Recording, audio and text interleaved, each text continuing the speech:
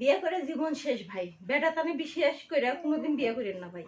আমার বেটা, আমার শখের বেটা বিয়ের আগে কইছে ভাই সব কাজ বলে সে আমার করবো, কাপড় চোপড়ও দিয়ে দিব, রাইন্দা বেরও খাওয়াবো। এখন বেটা শুয়ে থাকে আর আমার দিয়ে ফরমাইশ দে ভাই।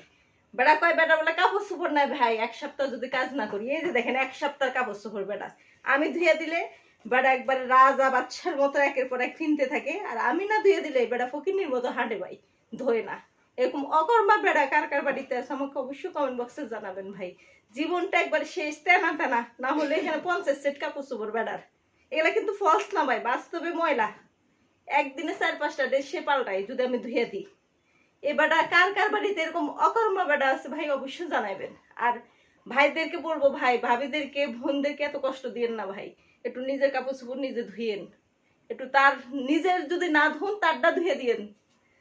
ওকে, আল্লাহ হাফেজ, আসসালামু আলাইকুম।